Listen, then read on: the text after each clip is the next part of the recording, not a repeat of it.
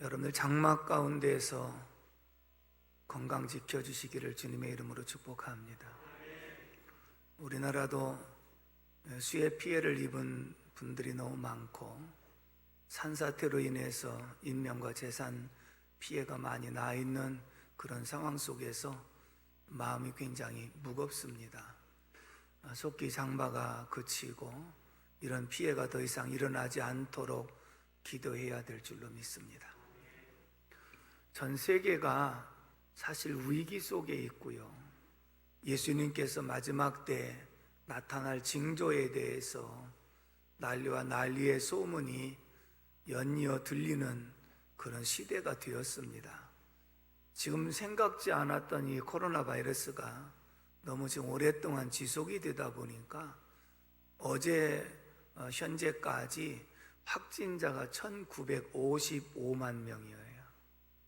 1000만 명이 넘은 지 얼마 안 된 것 같은데 이제 2000만 명이 되는 시대가 되었습니다. 사망자가 72만 4,162명이 나왔고요. 우리나라도 14,562명의 확진자 가운데 304명의 사망자를 냈습니다. 그렇다고 해서 지금 끝날 기미가 보이느냐? 그렇지도 않고요. 그러다 보니까 이것도 하나의 큰 재난이고 재앙인 것을 우리가 간과할 수 없는 그런 부분이라고 생각합니다. 우리나라에도 홍수 피해가 지금 심각한 수준에 이르고 있지만 전 세계적으로 홍수 피해 지역이요, 이렇게 세계 지도를 놓고 홍수 피해를 입은 지역을 비춰주는데 42%예요. 이 지구촌의 반 정도가 지금 홍수 피해를 입고 있는 지역이에요. 중국과 인도와 파키스탄과 방글라데시는요, 전 국토의 3분의 1이 물에 잠겨 있어요. 전 국토의 3분의 1이. 그리고 수천만 명의 이재민을 내고, 그러면 이 홍수 피해가 한 번으로 끝나는 것이 아니라, 저도 시골서 자라면서 요즘에 이제 벼가 패기 시작을 한다 하더라고요. 근데 물에 3일 이상만 잠겼다가 물이 빠져도 이 벼가 제대로 익을 수가 없어요. 그러니까 모든 농작물이 잠깐 잠겼다가 빠지는 것은 다시 회복이 되지만 며칠 동안 잠기게 되면 그의 농사는 다 완전히 못 쓰게 되는 그런 상황을 맞게 되는데, 지금 같은 경우는 계속해서 비가 내리고 또 계속해서 물에 잠기고 이러다 보니까 그 피해는 뭐라고 형언할 수 없을 정도로 막대하게 늘어나는 그런 모습을 볼 수가 있습니다. 그것으로 끝난 것이 아니라 한쪽에서는 산불이 일어나서요. 여러분, 이 산불이 호주는 몇 달 동안 계속해서 탔고요. 러시아는 지금도 계속 타고 있고요. 브라질, 이 지구의 허파라고 불리는 아마존 강에 이 화재가 오랫동안 지속이 됐습니다. 그리고 미국에서도 세계 지도를 놓고 보면요, 이 산불 현황도 홍수 못지않게, 홍수가 안 나는 곳에는 산불이 그렇게 골고루 났는데, 작년 화재 피해는요, 우리 남한의 34배 지역을 태웠어요. 우리나라 이 남한의 34배 지역을 화재로 다 소실되었습니다. 자, 또 보십시오. 메뚜기의 재앙입니다. 이 메뚜기가 4천억만 마리라고 하는데, 지금은 중국에, 그래서 케냐, 인도, 파키스탄, 캄보디아 이런 지역에요, 수억만 마리씩 이렇게 떼를 지어서 하루에도 수천 명의 먹을 양식을 다 먹어 치워버리는 거예요. 메뚜기 떼가 한번 지나고 나면 농작물뿐만 아니라 풀, 나뭇잎까지도 하나도 남지 않고 다 갉아 먹는 그런 피해를 입히고 있거든요. 성경에서 마지막 때 되어질 일을 이렇게 말씀한 내용들이 결국은 보십시오. 지금 전 세계에 코로나로 많은 사람들이 죽어가고 있고, 그 다음에 홍수로 수많은 사람들이 죽었고 피해를 입고, 화재로 수많은 사람들이 죽고 그리고 피해를 입었고, 그 다음에 농작물이 그렇지 않은 수해와 화재로 피해를 입었는데 메뚜기 때까지 지나가서 먹을 것이 없을 정도 남아난 것이 없는 이러한 것으로 만들어 놓고 있는 것이 오늘 현실이다. 얼마 전에 레바논 베이루트에서 큰 화약고의 폭발로 수많은 사람들이 죽고 5천 명 이상의 부상을 입었고, 그리고 수많은 이재민을 남겼고, 피해도 17조 원인가 이렇게 피해를 입었다고 합니다. 이런 모든 일들이요, 이게 우연히 일어나는 일 결단코 아니에요. 주님 말씀한 대로 너희가 이런 일이 일어나는 것을 보거든 끝은 아직 아니다. 재난의 시작이다. 그러므로 이런 일이 일어난 것을 보거든 깨어서 기도하라 라고 주님은 우리에게 말씀해 주고 계신 줄로 믿습니다. 그럼 우리나라는 어떨까요? 우리나라는 첫째는 영적인 위기를 맞이하고 있습니다. 오늘 우리 믿는 사람들은 분별력이 필요하기 때문에 말씀을 통한 분별력을 가져야 된다고 말씀을 드리고 싶습니다. 영적 위기는요, 한국교회가 2000년도에서부터 계속 마이너스 성장으로 계속 치닫고 있었던 그런 상황이었거든요. 근데 코로나로 인해서 벌써 한 7개월여 동안 예배를 제대로 못 드리게 됐잖아요. 기도도 못하고 있잖아요. 그러니까 이제는 그래도 이렇게 일상으로 마스크를 쓰고라도 예배해야 된다고 해서 아무리 나오라고 하더라도 6, 7개월 동안 안 나오던 사람들이 잘 안 나오는 거예요. 그러니까 벌써 모이기를 폐하는 습관들과 같이 그냥 그렇게 일상이 되어 가지고 예배가 소홀해지고, 기도는 더군다나 예배도 안 나오는 사람들이 무슨 기도하겠습니까? 그래서 큰 영적인 위기를 맞이하고 있는데도 불구하고 우리는 아무런 일이 없는 것처럼 이게 일상인 것으로 착각하고 살아가는 경우가 많은 것을 보면 이 자체가 영적인 위기라는 사실을 우리는 기억해야 될 줄로 믿습니다. 우리나라도 경제적인 위기를 지금 맞고 있지 않습니까? 정부는 수십조의 추경 예산을 쏟아붓고 있지만 많은 분들이 우동성으로 하는 것이 지금은 IMF 때보다 더 어렵습니다. 공장 문 닫는 경우들이 많고, 또 직장에서 해고되는 경우들이 많고, 또 기업에 도산되는 일들이 많고, 여러 가지 전 세계적으로 팬데믹 상황에서 교역이 제대로 이루어지지 않다 보니 그럴 수밖에 없는 것이 현실인 것을 알 수가 있다 그 말입니다. 그래서 오늘 경제적인 그런 이 위기를 맞고 있다는 것. 그렇다면 정치의 현실은 어떠한가요? 정치는 모든 것이 잘 순리대로 되어가서 국민들이 안심할 수 있고 믿고 따라갈 수 있는 정치라고 여러분들이 보시는가요? 정치적으로도 큰 위기 속에 있고 불신풍조가 더 팽배해 있는 데다가 정치인들이 내놓는 말 한마디는 전혀 믿을 수가 없고 말 한마디만 내놓으면 더 부작용이 생기는 것이 현실인 것을 보면 정치적인 위기를 지금 맞고 있습니다.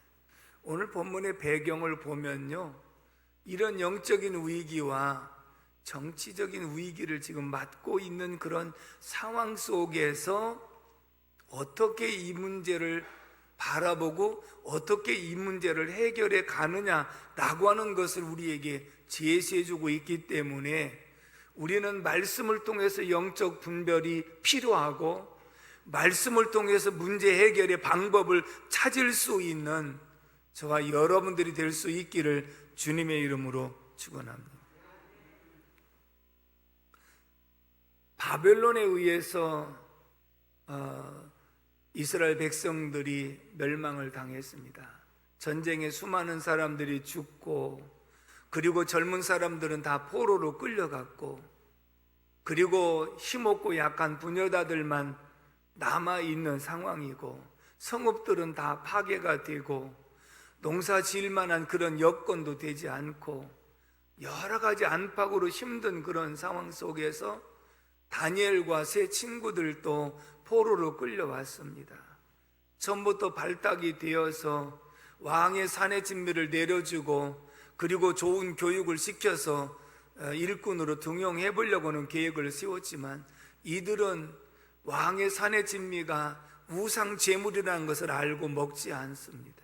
그리고 금식하고, 그리고 그 환관장들과의 서로 얘기를 하면서 우리는 끝까지 믿음으로 이렇게 하다가 당신 마음에 안 들고 그러면 우리가 그때는 항복하지만 한번 이렇게 해보자 해서 오히려 금식하고도 얼굴이 더 좋아진 그런 믿음의 역사를 경험하게 되고, 그때 마침 느부갓네살 왕이 꿈을 꾸었는데 도무지 무슨 꿈인지는 모르겠고, 해몽하라고 아무리 술객과 박수들을 불러도 해몽하지 못하는 상황에 다니엘이 가서 그 꿈을 명쾌하게 해몽을 해 줌으로써 느부갓네살 왕이 내가 섬기는 하나님이 신들 중에 신이구나, 정말 내가 믿는 하나님이 정말 최고구나, 그러면서 다니엘을 전국 120개 도의 총리 대신으로 세우고, 다니엘의 부탁에 따라서 사드락과 메삭과 아벳느고 이 세 사람을 이제 각 도의 도지사로 이렇게 세워서 느부갓네살도 하나님을 경외하는 계기가 되었고, 이 포로의 위기 속에서 다시 한번 정말 좋은 위치 속에서 감당할 수 있는 호재를 만났던 그런 모습을 봅니다. 사람이요, 힘들고 어려울 때는 겸손하다가 뭔가 좀 더 잘되고 권세를 누리면 자기도 모르는 사이에 교만해지는 것처럼 느부갓네살 왕이 태평성대를 누리고 좋은 일꾼들을 등용해서 세우니까 편안해짐으로써 이제 다시 시작한 것이 무엇이냐면 금신상을 크게 만들어 놓고, 그리고 이것이 바로 신이다라고 우상을 숭배하도록 그렇게 만들어 놓고, 문제는 이제 낙성식에 와서, 자, 낙성식을 할 때에 이 모든 연주에 맞춰가지고 너희들은 금신상 앞에 다 절하라. 만약 절하지 아니하면 극렬히 타는 풀무불 가운데 다 던져지게 될 것이다. 다니엘과 세 친구들이 위기를 맞이한 것은 첫째는 영적인 위기였죠. 왜냐하면 단순히 우상 앞에 절하고 안 하고를 떠나서 우상 앞에 절하게 되면 내가 섬기는 하나님을 배반하는 결과가 되기 때문에, 그렇다고 해서 내가 하나님을 선택하게 되어지면 풀무불 속에 던져져서 결국은 순교를 할 수밖에 없는 영적 기로에 서 있는 영적 위기를 맞이하고 있습니다. 그것으로 끝난 것이 아니라 많은 포로로 끌려간 유대 백성들도 똑같은 경우를 지금 만나는 겁니다. 그 가운데서도 회개하고 하나님을 다시 섬기겠다는 결심들을 가지고 있는데, 만약 이 금신상 앞에 절하고 한다면 결국은 하나님이 계시지 않는 결과를 보여주는 것이며, 그렇다고 해서 금신상에게 절하게 되어지면 하나님 앞에 범죄하는 행위이기 때문에 사실은 나라적으로 유대 민족에게는 큰 위기를 지금 자초한 것이고, 그 다음에 느부갓네살 왕은 하나님을 조금 더 알 수 있는 그런 기회가 되었고, 하나님을 높이다가 이제는 모든 것이 교만해져서 자기가 신이고 자기가 최고인 것처럼 착각하고 있는 정치적인 그런 위기를 자초하고 있는 것이 현실적인 문제였다. 그렇다면 이런 속에서 대처하는 모습을 함께 보려고 합니다. 앞에 2장 47절에서 48절까지를 읽어보도록 하겠습니다. 시작. 왕이 대답하여 다니엘에게 이르되 너희 하나님은 참으로 모든 신들의 신이시요 모든 왕의 주제시로다. 내가 능히 이 은밀한 것을 나타내었으니 내 하나님은 또 은밀한 것을 나타내시는 이시로다. 왕이 이에 다니엘을 높여 귀한 선물을 많이 주며 그를 세워 바벨론 온 지방을 다스리게 하며 또 바벨론 모든 지혜자의 어른을 삼았으며 49절도 읽어봅니다. 왕이 또 다니엘의 요구대로 사드락과 메삭과 아벳느고를 세워 바벨론 지방의 일을 다스리게 하였고 다니엘은 왕궁에 있었더라. 아멘. 얼마나 지금 느부갓네살 왕이 하나님을 높여드리고 그리고 다니엘을 높여 세웠고 그 세 친구들을 이렇게 높였습니까? 근데 언제 그랬냐는 식으로 다시 금신상을 만들어 가지고 영적인 위기의 기로 속에 놓이게 된 것이 현실입니다. 사람은요, 잘 될 때, 칭찬을 받을 때가 조심할 때인 줄로 믿습니다. 권세가 영원한 것 결단코 아닙니다. 여러분, 우리 역대 대통령들을 다 보십시오. 감옥에 안 간 사람들이 있습니까?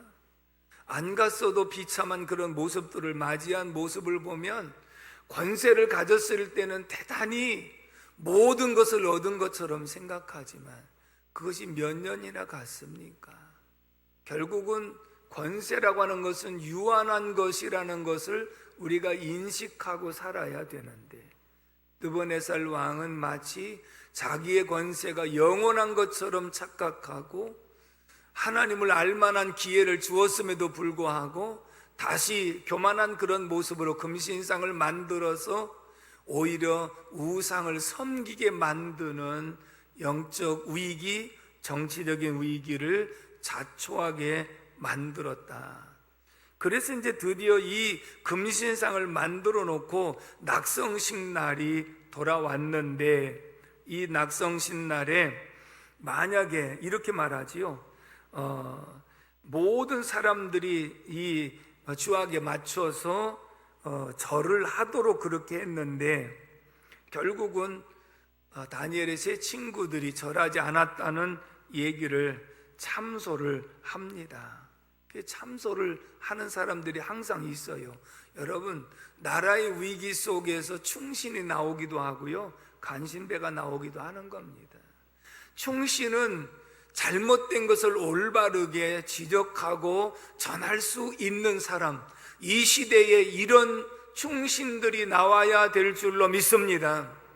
간신들은 오히려 왕이 잘못된 것을 잘하는 것처럼 위하는 것처럼 하면서 왕이요, 이 금신상 앞에 다니엘의 세 친구들이 절을 하지 않았습니다. 그럴 수가 있습니까? 오히려 부추겨 갖고 느부갓네살의 왕의 마음을 흥분하게 만드는 이런 결과를 가져오게 되었거든요.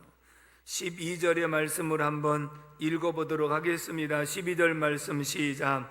이제면 유다 사람 사드락과 메삭과 아벳느고는 왕이 세워 바벨론 지방을 다스리게 하신 자이거늘 왕이여, 이 사람들이 왕을 높이지 아니하며 왕의 신들을 섬기지 아니하며 왕이 세우신 금신상에게 절하지 아니하나이다.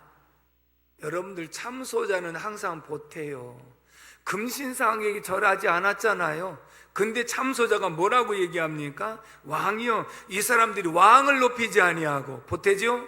그 다음에 왕의 신들을 섬기지 아니하고, 지금 금신상 앞에 절하지 않은 거지, 보태면서 왕의 마음을 부추겨 갖고 그럴 수 있느냐라고 이렇게 만드는 모습을 봅니다. 13절 말씀 봅니다. 13절 시작. 느부갓네살 왕이 노하고 분하여 사드락과 메삭과 아벳느고를 끌어오라 말하며 드디어 그 사람들을 왕의 앞으로 끌어온지라. 왕이 화가 났지요. 보태갖고 말하니까 더 화가 났지 않습니까? 당장 끌어와라. 그러면서 물어봅니다. 이것이 사실이냐 하고 회유를 합니다. 지금이라도 너희들이 다시 이 음악에 맞춰서 절을 하게 되면 용서하지만 만약에 너희들이 이 금신상 앞에 절하지 아니하면 극렬히 타는 풀무불 가운데 던지게 될 것이다, 이렇게 말합니다. 15절을 한번 구체적으로 읽어보겠습니다. 15절 말씀 시작. 이제라도 너희가 준비하였다가 나팔과 피리와 수금과 사면금과 양금과 생황과 및 모든 악기 소리를 들을 때 내가 만든 신상 앞에 엎드려 절하면 좋거니와 너희가 만일 절하지 아니하면 즉시 너희를 맹렬히 타는 풀무불 가운데에 던져 넣을 것이니 능히 너희를 내 손에서 건져낼 신이 누구이겠느냐 하니, 왕이요 얼마나 교만한지 너희들을 내 손에서 건져낼 사람이 누구냐 그러면 사람 가운데는 없어요, 왕보다는. 그런데 너희들을 내 손에서 건져낼 신이 어디 있느냐? 하나님을 모독하는 거지요. 하나님이 안 계신 것처럼 착각하는 그러한 모습인 것을 볼 수가 있습니다. 결국은 다니엘의 세 친구는 지금 큰 위기는 이 우상 앞에, 금신상 앞에 절하느냐 아느냐, 그렇지 않으면 내가 하나님을 섬긴다고 할 때 결국은 죽음이 기다리고 있는데 권력 앞에 무기력한 모습을 보일 것이냐, 아니면 정말 끝까지 신앙을 지킬 것이냐, 이 다니엘의 세 친구들을 통해서 고백하는 내용이 우리가 섬기는 하나님의 모습인 줄로 믿습니다. 성경은 다니엘과 세 친구들을 드러내기 위해서 기록한 것이 아니라 이들을 통하여 역사하시는 하나님이 어떤 분인가를 계시하기 위해서 기록하고 있는 줄로 믿습니다. 그러면 다니엘 세 친구들이 믿는 하나님은 어떤 하나님이신가? 17절을 다 같이 읽습니다. 17절 시작. 왕이여 우리가 섬기는 하나님이 계시다면 우리를 맹렬히 타는 풀무불 가운데에서 능히 건져내시겠고 왕의 손에서도 건져내시리이다. 아멘. 따라서 합시다. 건져내시는 하나님. 아멘이십니까? 다니엘의 세 친구를 통해서 우리 하나님이 어떤 분이신가? 건져내시는 하나님이시다. 맹렬히 타는 풀무불 가운데서 건져내시는 하나님이시다. 권세를 쥐고 있는 왕의 손에서도 건져내시는 하나님이시다. 죽음 가운데서도 건져내시는 하나님이시다. 여러분, 저와 여러분들이 믿는 하나님은요, 환난과 핍박과 박해 속에서도 건져내시는 하나님이신 줄로 믿습니다. 어떤 위기 속에서도 건져내시는 하나님이신 줄로 믿습니다. 영적인 위기 속에서 건져내실 것이며, 정치적인 위기 속에서도 건져내실 것이며, 경제적인 위기 속에서도 우리를 건져내실 분은 하나님이신 줄로 믿습니다. 왕이 너무나도 괘씸해서 평소보다 7배나 더 뜨겁게 하라. 그래가지고 뜨겁게 해서 이들을 그 뜨거운 풀무불 속에 던져 넣게 했습니다. 그런데 볼까요? 22절 읽어볼까요? 22절 시작.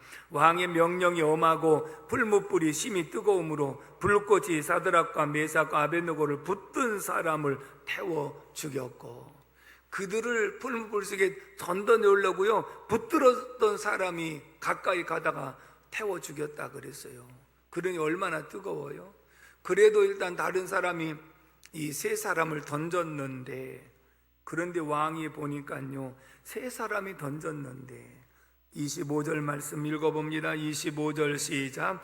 왕이 또 말하여 이르되 내가 보니 결박되지 아니한 네 사람이 불 가운데로 다니는데 상하지도 아니하였고 그 넷째 모양은 신들의 아들과 같도다 하고. 아멘.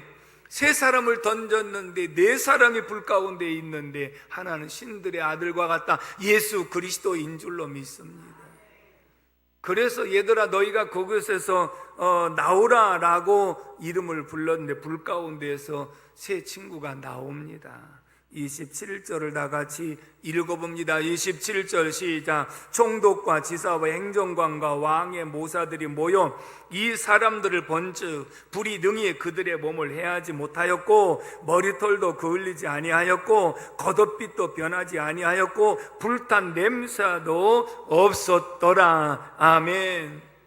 하나님은 풀무불 가운데서 건져내신 하나님이신 줄로 믿습니다. 왕의 권세 앞에서도 건져내신 줄로 믿습니다.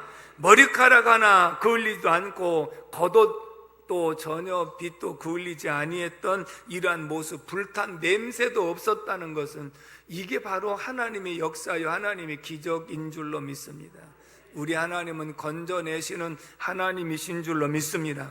그렇다면 오늘 저와 여러분들이 총체적인 위기 속에서도 두려워하지 말아야 될 것은 하나님 반드시 이 총체적인 위기 속에 건져내실 줄로 믿습니다. 질병 가운데 건져내실 줄로 믿습니다. 정치적인 위기 속에 건져내실 줄로 믿습니다. 여러 가지 위기 속에서 건져내실 터인데, 두 번째는 18절의 말씀을 다 같이 읽겠습니다. 18절 시작. 그렇게 하지 아니하실지라도 왕이여, 우리가 왕의 신들을 섬기지도 아니하고 왕이 세우신 금신상에게 절하지도 아니할 줄을 아옵소서. 아멘. 따라서 합시다. 이런 지도자가 나오게 하소서. 여러분, 나라의 위기 속에 다니엘의 세 친구와 같은 지도자가 나오게 하여 주시옵소서. 하나님은 이런 세 지도자들의 믿음을 사용하셨고 이들을 통해서 나라의 위기를 구해낸 줄로 믿습니다. 오늘 저와 여러분들이 총체적인 난국을 지금 맞고 있습니다. 영적인 위기를 맞고 있습니다. 또 정치적인 위기를 맞고 있습니다. 경제적인 위기를 맞고 있습니다. 다니엘의 세 친구와 같은 이런 지도자들이 나와야 이 총체적인 난국을 이겨낼 수 있는 줄로 믿습니다. 어떤 지도자인가요? 왕이요, 분명히 왕의 손에서와 하나님이 불복국 가운데 우리를 건져내실 것입니다. 그러나 하나님 뜻이 안 계셔서 우리를 혹시 건져내시지 아니할지라도 우리는 당신이 섬기는 우상도 섬기지 아니할 것이며 당신이 만들어 놓은 금신상 앞에 절하지 아니할 것입니다. 그리 아니할지라도라고 하는 얘기는 우리가 죽을지라도, 우리 생명을 하나님이 건져내시지 않을지라도 우리는 불의 앞에 올바르게 대처하겠다고 하는 고백인 줄로 믿습니다. 사랑하는 성도 여러분, 나라의 풍전등화의 위기 속에서도 그런 충신들이 있었기에 대한민국 오늘까지도 유지될 수 있었는 줄로 믿습니다. 그러나 아직 이런 모습들이 정말 보이지 않는 현실을 생각하면 암울하기 짝이 없습니다. 그러므로 이런 지도자들이 나올 수 있도록 기도가 필요한 줄로 믿습니다. 여러분, 차별금지법이 만약에 통과가 되어지면 가정이 무너집니다. 성별이 무너집니다. 교회가 무너집니다. 사회 질서가 다 깨집니다. 결국은 이것이 이 사회를 파괴시키는 악법임에도 불구하고 이것을 통과시키려고 계획을 세우고, 만약 지금 정부 여당이 지금까지 밀어붙이기 식으로 숫자적으로 민주주의라 해서 하려고 생각하면 얼마든지 가능한 것을 보여줬잖아요. 결국은 이것이 나라의 큰 영적 위기의 문제임에도 불구하고, 믿는 많은 사람들이 국회의원 가운데 있음에도 불구하고 이것을 잘못된 악법이라고 외칠 수 있는 지도자들이 많이 나와야 될 줄로 믿습니다. 요즘에 유튜브에서 대통령의 취임사가 다시 회자되고 있는 모습을 봅니다. 취임사의 내용 가운데 보면 한 번도 경험하지 못한 나라를 만들겠다고 했는데, 많은 사람들이 정말 한 번도 경험하지 못한 잘못된 것만 지금 만들고 있구나라고 하는 말들을 많이 합니다. 내용 가운데 보면 내가 청와대에 나와서 광화문에서 근무하면서 광화문 시대를 만들겠다고 했는데 임기 집권 후반에 접어들었음에도 불구하고 전혀 그런 기미는 보이지 않는 것 같습니다. 그리고 공정한 사회와 국민 통합을 이루겠다고 했는데 국민 분열 시대만 지금 만들고 있습니다. 국민과 소통하며 대화하고 주요 사안은 언론에 직접 브리핑을 하겠다고 했는데, 한두 번은 그렇게 했는지 모르지만 국민과의 소통은 거의 없는 모습을 보게 됩니다. 퇴근길에 서민들과 함께 들려서 격의 없는 대화를 나누고 막걸리 한 잔을 기울이면서 그렇게 국정을 운영하겠다고 했는데 전혀 그런 모습이 비춰지질 않습니다. 무슨 일이 있어도 집값을 안정시키겠다고 했는데 정부에서 정책을 22번이나 내놨음에도 불구하고 정책만 내놓으면 부동산값만 올라가는 잘못된 정책을 지금도 계속해서 하고 있는 것이 현실이 아닙니까? 사랑하는 성도 여러분, 국회를 세종시로 옮긴다고 세종시 집값만 올려놓고 그린벨트 해제한다고 그린벨트 주변에 땅값만 올려놓고 정책만 발표했다면 부동산값만 올라가고 전세 시장에 전세가 없어서 서민들만 굉장히 부담만 가중시키고 힘들게 하는 그러한 모습이 이게 지금 현실적인 모습이라는 것을 알 수가 있습니다.